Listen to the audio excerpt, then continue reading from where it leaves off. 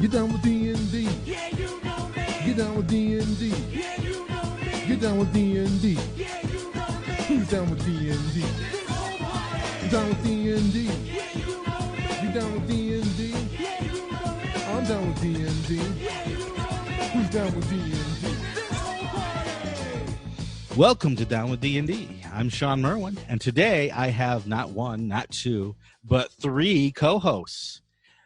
Three people who have been on the show before, three luminaries in the world of D&D. We have Mr. James Introcaso. Hello. Mr. Scott Fitzgerald Gray. Hello. And Mr. Michael Sly Flourish Shea. I'm the only one who gets a middle name like that. That's right. That's right.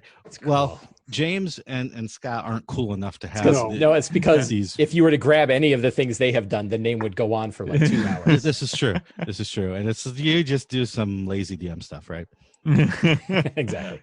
So for anyone who has been living under a rock and does not know the three of you, I'd like you to introduce yourself and just talk for a second about what you do or have done in the RPG industry. Let's start with Scott, since he's the best looking of us all. Oh, thank you so much. My name's Scott Gray. I'm a freelance editor, story editor, development editor, fiction editor, all sorts of other word stuff. And I've been freelancing for RPGs since about 2004, and I've spent most of that time doing work for Wizards of the Coast, including being lucky enough to have worked on the core rulebooks for 5th edition and a whole bunch of cool stuff since then. Awesome. Thank you. Let's go with Mike next. So I'm Mike Shea. I write for a website called Sly Flourish, and I'm a designer who's worked on a bunch of different things for Wizards of the Coast and many other companies.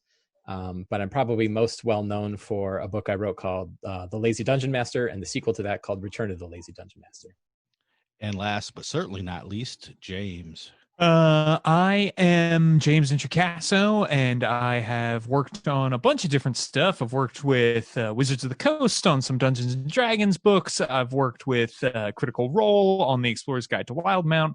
I've worked with MCDM on some upcoming stuff. That's Matt Colville's production company. I'm a DM's Guild Adept. Done a bunch of stuff for the Adventurers League. I have a blog called worldbuilderblog.com, and I co-own and operate the Don't Split the Podcast network of podcasts where I host Tabletop Babble. And if there is ever a lineup, myself included, of people who are thankful that 5th edition D&D is doing as well as it is, it is this lineup right here. That's true.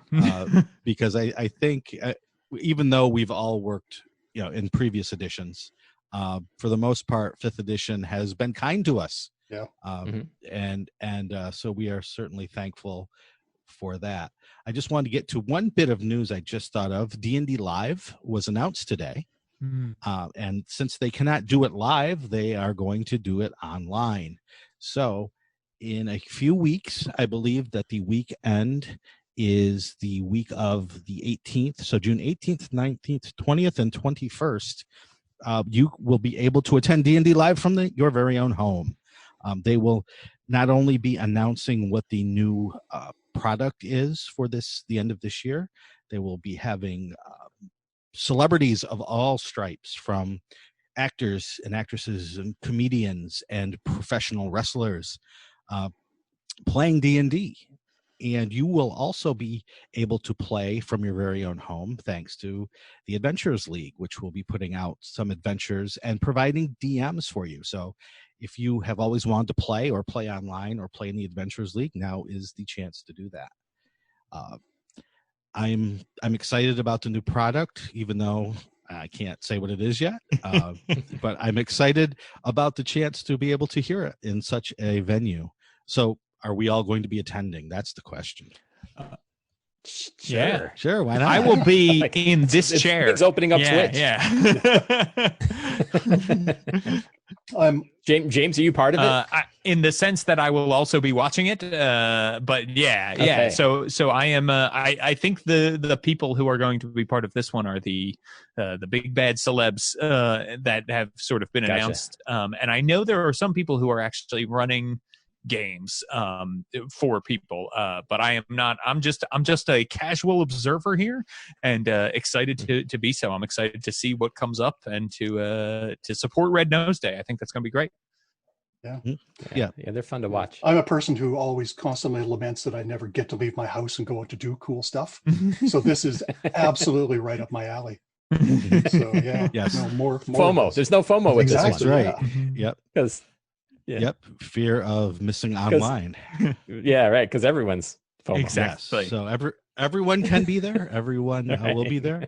And it'll be interesting to see because, in the past, these D&D live shows, and James was at the one last year, it's a pretty wild experience. And it's hard to capture that sort of energy with online unless you do it so big that it kind of overwhelms the senses of everyone sitting at their computers. And I think that's what they're going for. And if that lineup is any indication, I mean, that's a lot of celebrity all at once. It is for D&D. It is. But and it'll also be fun to just log in and play, especially if you normally can't find a DM or can't find a group. By the time this show drops, signups should be available at Wizards' website to sign up for games. So, I didn't know they were doing that. So they're having game signups as well. It's not just watching other people play. This is the truth. Yeah. Cool. Yeah, it's right. It's hour-long slots that they have going. Oh, great. So, and I think they said that it's different games, so you can get in there and play more than once, maybe. Yep. Yeah. 4 1-hour adventures. They're different, so you could play all 4. Mm-hmm. Do we know what these adventures are? I'm not. Even though probably by the time this show drops, it will have been announced. We'll just say it's Do we know somebody who typically writes 1 hour I don't know adventures? anyone.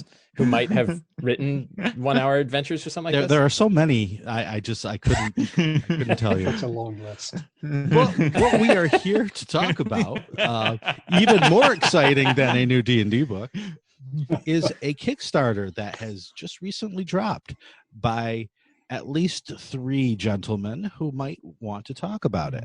So whoever is the spokesperson for the group, step right up and tell us what you guys are doing. I vote James. I vote James too. Oh boy. Man, the 3-way partnerships are awesome. You just got to vote quick. So we have a Kickstarter ongoing right now for Fantastic Lairs, which you can check out at fantasticlairs.com. And it is a Kickstarter for a book of 5e awesome boss battles and climactic encounters. Climatic Encounters is a different book that's all about There's a lot of weather. Yeah, right? fantastic weather. That's going to be In 10 years, we'll be dealing with climactic encounters. But Climatic we'll encounters. do climactic. Yeah, exactly. And sort of the homes that these bosses live in, where adventurers will find them. They're made to be dropped into your game, and they can be played either as like the capstone to a multi-session adventure, right? Like, oh, here we are, and we've been spending weeks hunting this night hag, and now we're finally at her lair. Or they could be oh no, I didn't prepare anything, and now I need a short dungeon crawl, and here you go. We've got that covered for you too. Why don't you go kill the cockatrice in the caves of the cockatrice, right? So it's that sort of thing. But we did do a lot of focusing on that sort of first leg of like, how can we make these awesome boss battles that you can build up to? All right, so I have to ask, where did this idea come from? Where did it originate? I vote Mike for this one. Yes. Yeah. So later, I think I told this story eventually to become true. That I think it was like fall of last year. James and I were chatting, and James said something along the lines of, anytime you want to work together on a project, we should work on something. And I'm like, well, how about right now? Like, why, yes, I would like to do that. And hey, let's talk to Scott Gray too, and get him involved. And so we knew that we were going to do something. And I think I don't even remember like who had what part of the idea, but one of us brought up the 4th edition book Dungeon Delves as a book that is highly respected, and yet there's not a lot of books that are hitting that design specifically. There's a lot of books of short adventures and one-shot adventures, but even those are still a little bit long, right? They're still intended to be generally like 4-hour style adventures. Right. And granted, like in 4th edition, 3 Rooms was a 4-hour adventure. Yeah, that's true. But can we? There's still something about that sort of short layer idea. And then I think the other side of it was, what about boss fights? I'm big on how do we help DMs better improvise at the table, and there's lots and lots of parts of D&D and 5th edition of D&D that you can improvise at the table, but there are some things you really can't improvise particularly well, and one of those is boss battles. Like, boss battles are actually pretty hard to design, and you need to do them relatively carefully, even as a DM. And so that's a heavy lift, right? When to run a good boss fight is a heavy lift in running a game. And I think we're all kind of interested in how do we do that heavy lift for the DM, right? How can we offer a product that makes DMs' lives easier is something I think we've all focused on. Yeah. Right. So that was kind of the beginning of the design, and we refined from there. We actually had, I'm trying to remember how many, but it was like 30 different titles for this product. And of course, the title is going to define the product a little bit too. And we went all over with a whole bunch of them. Some of them were really, really, really wonderful titles. And we refined them down to the ones that we thought would be most likely. And then we reached out to a fair number of people and said, hey, we're working on a project.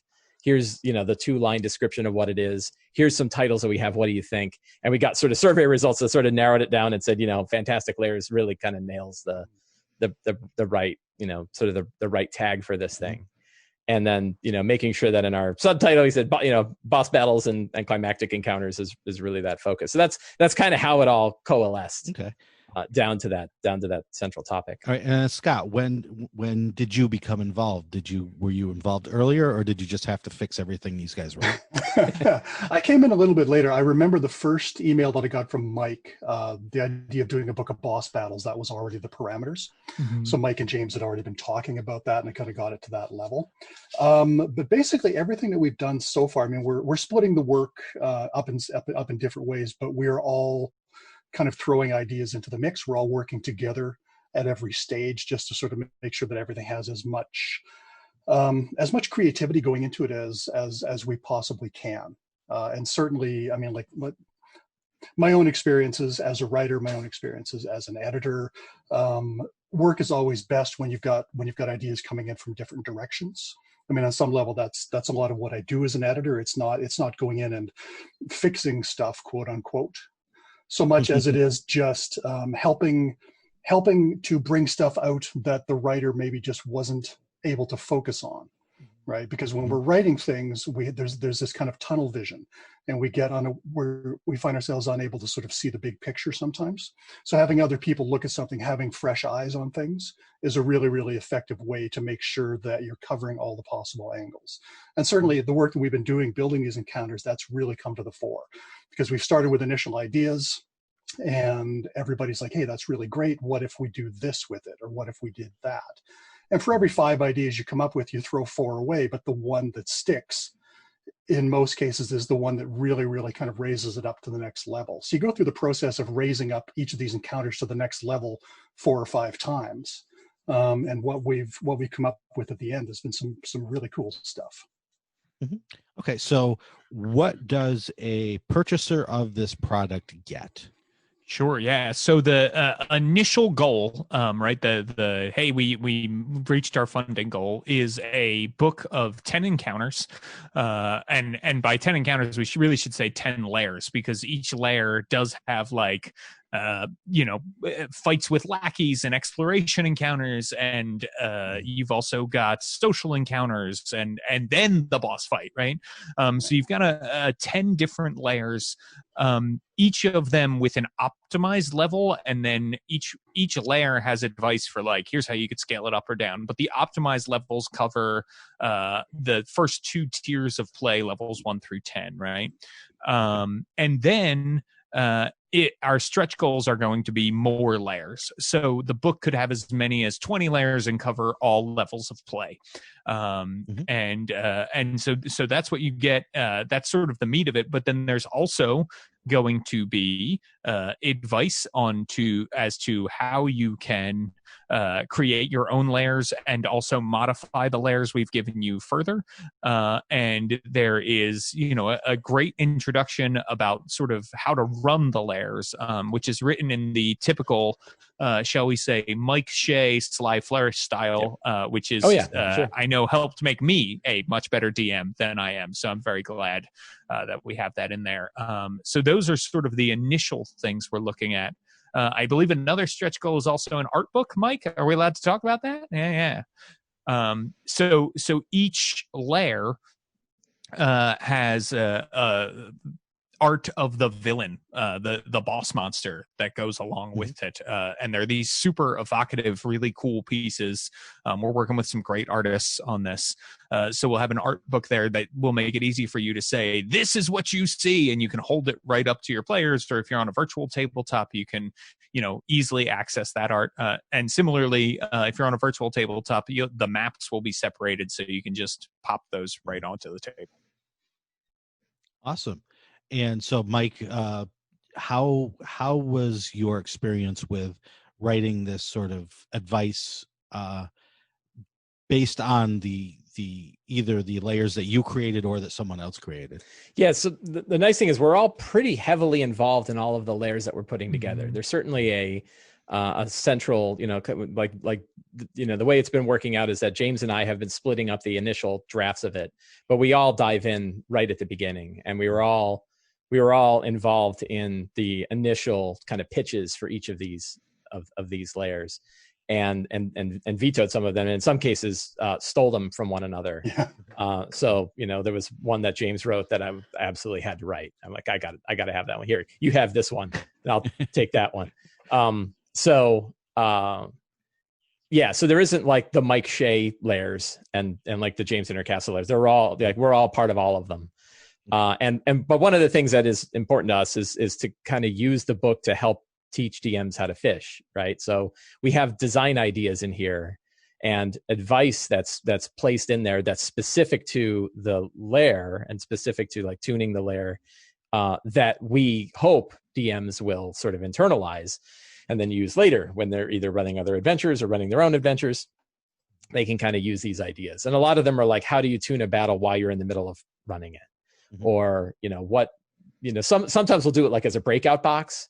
So I'll have a breakout box that's like, be careful with your level 1 characters because they can die very easily. Right? So don't throw the kitchen sink at them. And then other times we won't argue with that, what James said. And other times it's wired right into the text, right? So we do a lot of reskinning in here. Not exactly reskinning, but like modifications of existing monsters, right? So we're using all SRD monsters throughout the book, but a lot of times we're adding elements to those monsters to show how you can either change their nature a little bit or give them other abilities that kind of kick them up to that boss level. And our hope is that a DM will read that and say, oh, that's cool, I could just grab these, how can I turn a giant into a vampire giant, right? And without having to actually do anything. And and we show a way to do that, right?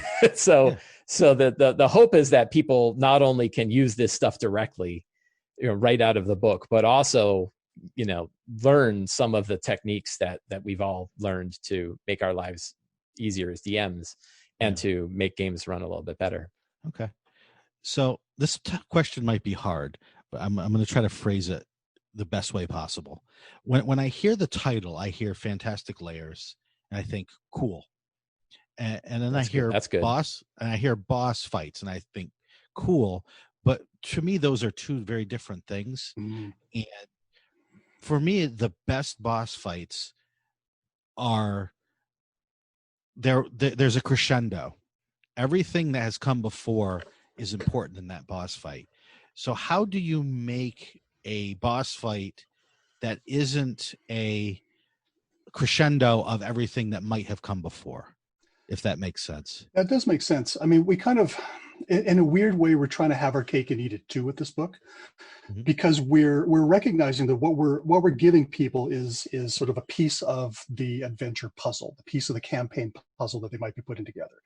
We're giving them an ending, and we're openly suggesting in most cases that people look at that ending and then figure out their own route to get there. Like Okay. each of these encounters starts out with, here's how you can hook this into your campaign, right? Here's how you could set up a number of shorter adventures leading up to this, right? Where the characters are investigating something, or they're following something, or they've interacted with some sort of monster previously, which is going to lead them into this final encounter. Okay.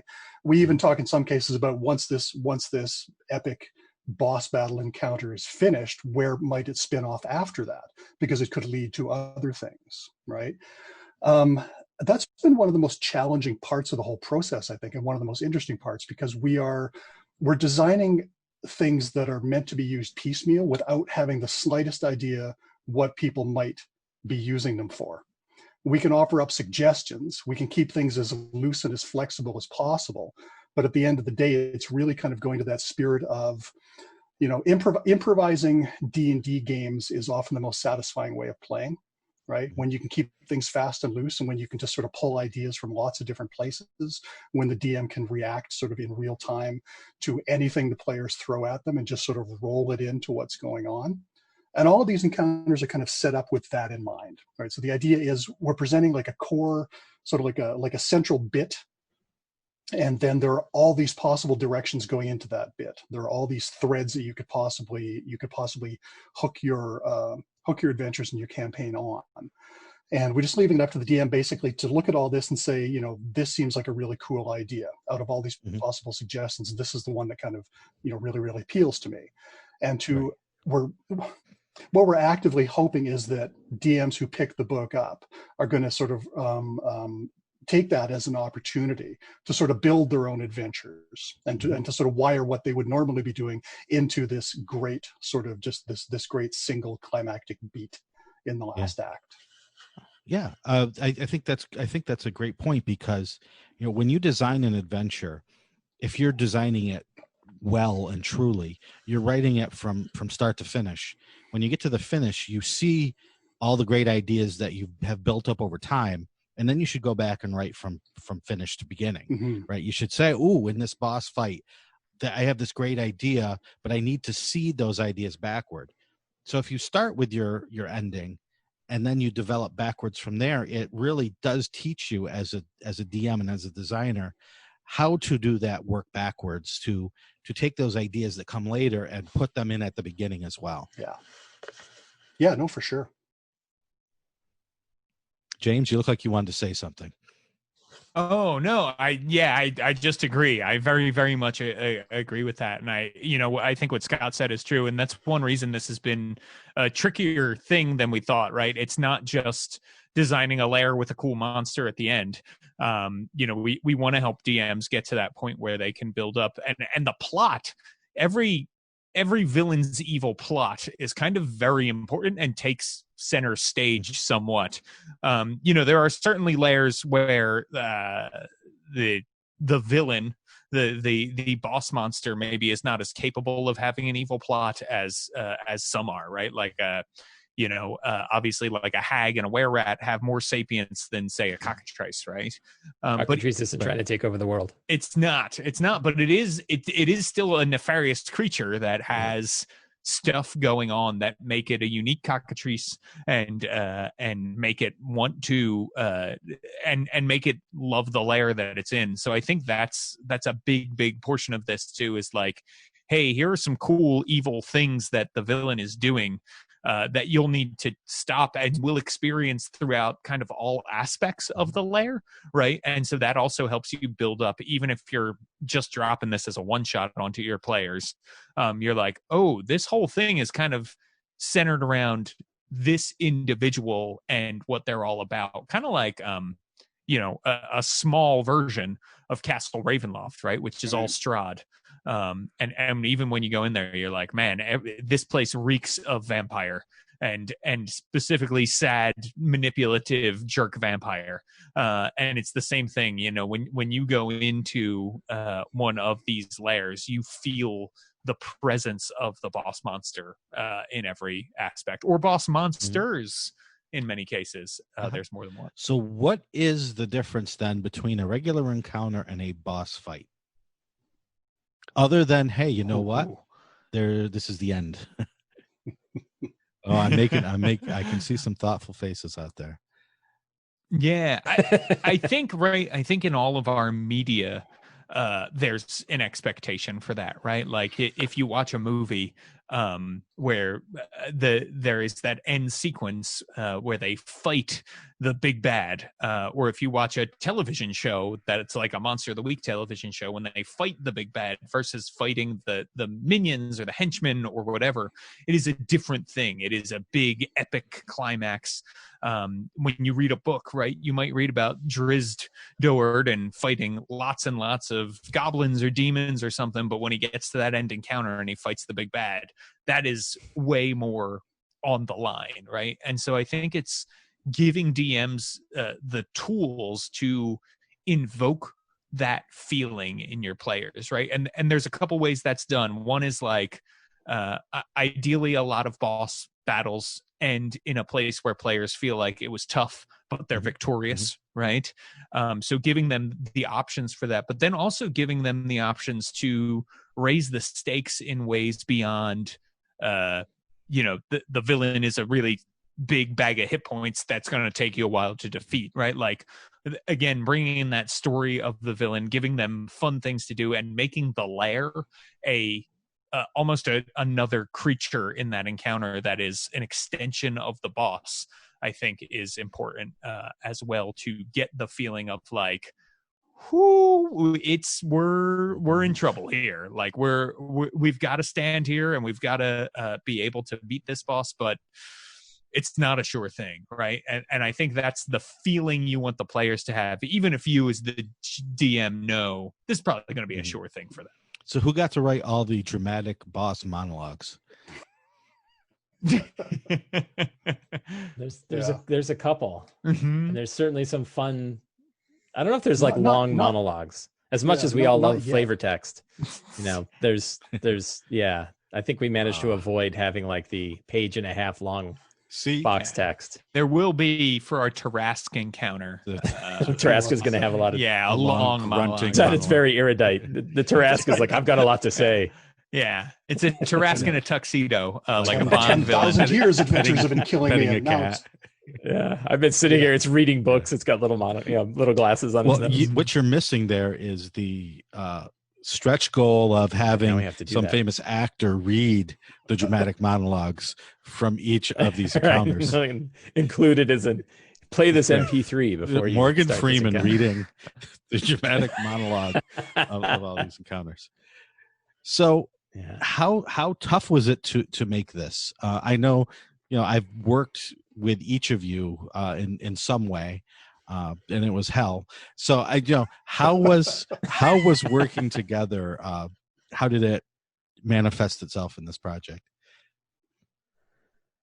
I mean, to me, they're probably like, oh man, working with Mike is miserable. But I have found, I think this type of collaboration is awesome, and I've enjoyed every minute of it. I think working together this way, I think we're making a much stronger product than certainly like I would have been able to do on my own. And every aspect of that has really been a delight. And I would, on a difficulty scale, like to me, like the sort of Sly Flourishy advice stuff comes pretty easy. So that's not usually hard. And then doing a book, doing like a book of adventures is certainly harder. This one's had some sort of interesting angles that we always have to keep in mind so we don't fall into writing adventures, right? And one of them is remembering that we're not writing an adventure. We're writing the end of an adventure.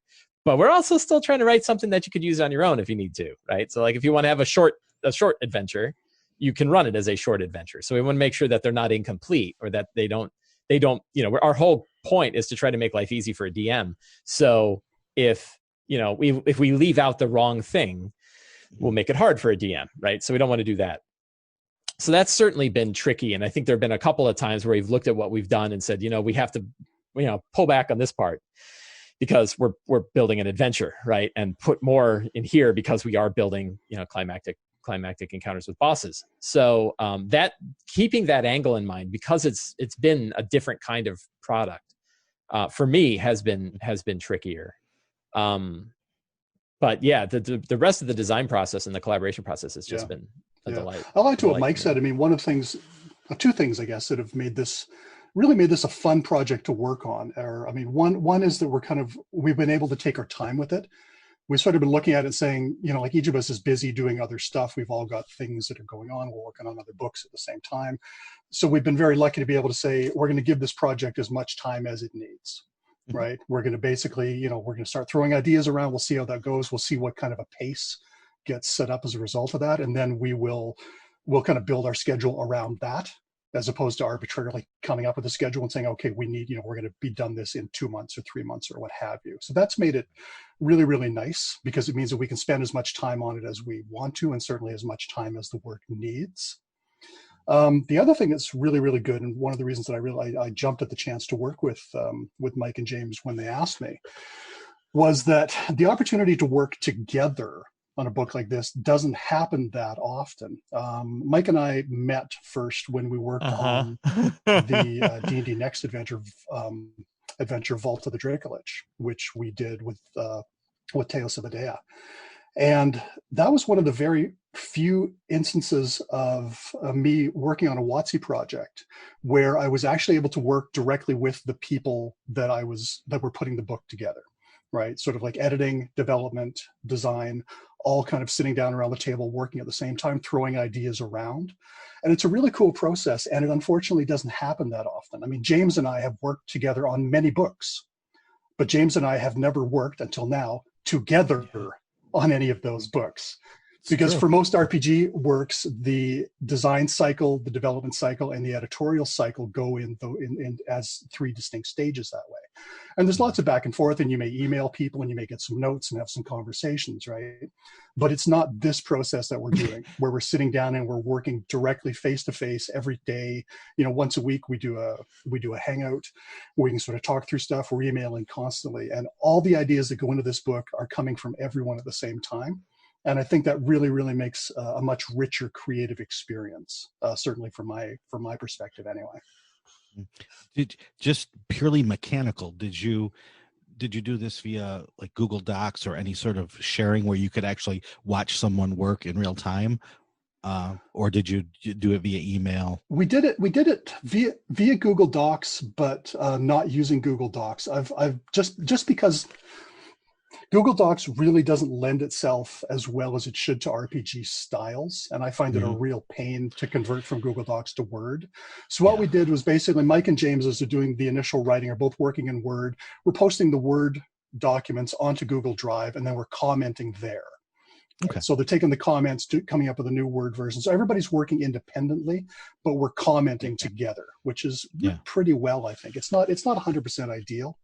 But it's doing the job so far. So. Yeah, well, you'll keep your styles together. So when it comes to actually putting it into a layout, the styles will still be there. We also have like a shared, like we have that shared Google Drive that at least for me is the directory that I work in. Yeah. So all of the art and all of everything else, and we have 5 or 6 different spreadsheets of stuff that we put in there to kind of keep track. When we were doing the names, that was all in there. So it was nice to kind of have this one big bucket that we're all working in. And it's, at the same time. One of the things that is really cool for me is that these are 2 people that I sort of idolize that I get to work with, right? So Mike and Scott, but their names are all over my shelf. And working in this way, this collaborative way, like Scott said, like I've worked with Scott a bunch if you look at our credits on paper, but this is the first time I've actually gotten to learn from Scott, right? And so like I'm looking at things that I'm like, wow, I've done this a bunch and it's wrong. Like every time I've done this, it's wrong, and Scott has had to correct it probably every time. And now I'm learning how to do it properly, right? So like this is for me it's and certainly formatting and style and grammar stuff, but also just learning how to up my game sort of in many ways, getting to work collaboratively like this is really good. And it is reminiscent of projects I have worked on with you and Will, Shawn. So in that way. Yeah, it's interesting that I had that exact same experience when I was working with Teos and Scott on Vault of the Dracolich, that like, you know, I felt like I improved 20-30% from that whole interaction. And that really taught me like the difference between a 4E style adventure and a 5E style adventure, which I had never written before. There really weren't many, right? But that kind of breaking out of the mold of like the 3-room, you know, linear style of dungeon building was a big difference. And I wouldn't have gotten that if I hadn't been working directly with Scott and with Teos on that. So I knew that when we were working on this, that was going to be something too. And I think it's one thing I think is pretty interesting is there's a few different sort of styles of collaboration that go on. And mine, for the most part, has been, you know, the design part of it has been relatively solo. I'll sort of come up with the idea, and I might bring people in and have them read over what I'm doing and take a look at where I'm going and stuff like that. But until it gets to sort of the first and second draft, where you know, usually when I would work with Scott, you know, and hand it over to him, you know, most of it was, at least the base of it was written at that point. And I always felt like, you know, the products like that have a strong advantage for having a single author's voice on them, assuming that author's voice is worthwhile.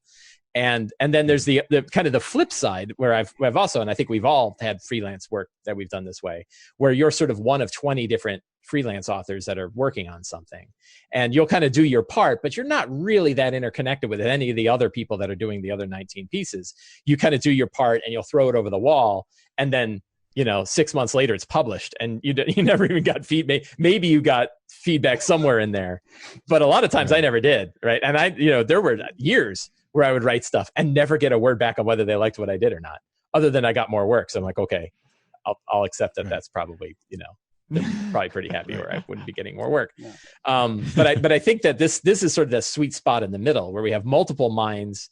We all know what we're looking for on this, but we started from at the ground level of working together on this. And I think it's sort of the better of both worlds, right? It's not one person's voice exclusively, and it's not the 20 different voices that have never really been interconnected. It's 3 people who, you know, all of us love this stuff like crazy. We've all been working on this stuff for a long time, and we all like each other. And to be able to kind of sit down and work on this whole thing together, you know, it's been a really great and unique experience. Yeah. Awesome. So is there anything else before we wrap up that you would like to share about your experiences with this project, things that people should look for in the project, stretch goals that people should be aware of, anything like that? So we're in day 4 when this podcast drops. Yes, yeah, exactly. right. Day 4-ish. So you, at least one stretch goal has been revealed, right? Because we're going to launch with one, I think, which is pretty cool. So yeah, I think the big thing for me is that we have all tried very hard to keep sort of the story of the Lairs and the creatures within them, specifically the bosses, very sort of forward and at the front of our minds, and let that then drive all of the mechanics and you know, fun little traps and hazards and things like that. And then the other big thing that we really tried to do was make it customizable, right? Make it super, super easy that you can go in here and because you might have a party of all half-orc barbarians, right?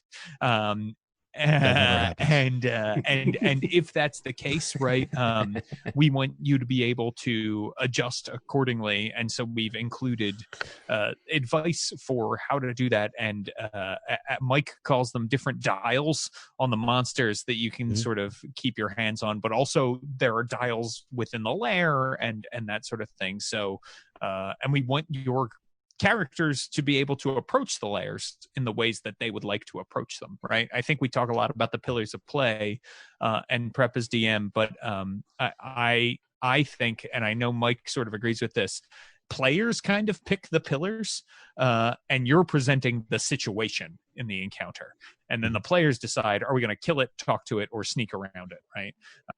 And so that is, we are presenting some situations that hopefully are very fun for and full of shenanigans and showdowns. Much shenanigans. Nice. Mm-hmm. So, all right, with that, we're going to wrap up. I'm going to ask each of you to tell our listeners where they can find you on the internet or follow your stuff. Scott, let's start with you. People who are interested can find me on Twitter as Scott F. Gray, or at my website, insaneangel.com. And Mike? So the best place to find my stuff is at slyflourish.com.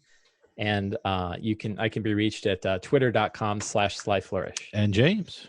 So I'm at worldbuilderblog.com. I am at don'tsplitthepodcastnetwork.com and on Twitter at James Introcaso. Thank you all so much for coming on the show and talking with us about fantastic layers and boss fights. Thank you. Yeah. Now, Shawn, what are we going to do? Yeah, thank you. What are we going to do? Well, right now I'm going to tell people where they can find me. Oh, darn it. Yeah. Because they can I jumped the gun. so close. I jumped the gun. You I was did. too excited. Yeah, that's okay. You can find me on Twitter at Shawn. Kill monsters. Oh, You can sorry. find me on Twitter at Shawn Merwin. Thank you all for supporting the show. You can talk to us at forums.misdirectedmark.com. Down with D&D is a Misdirected Mark production, the media arm of Encoded Designs. So what was that we were going to do? Go hire some game designers. Whee! And support. And Go talk to some support people their stuck in cells. Kickstarters. Yeah, go kill some boss Yay. monsters. Woo! Kill some bots monsters. We did it. Nailed We it. done did it. That was perfect. That was could not have. You can Planned fix that all better. that. in Exactly. editing, right, Get down with D&D. Yeah, you know me. Get down with D&D. Yeah, you know me. Get down with D&D. Yeah, you know me. Who's down with D&D? This whole party. You down with D&D? Yeah, you know me. You down with D&D? Yeah, you know me. I'm down with D&D. Yeah, you know me. Who's down with D&D?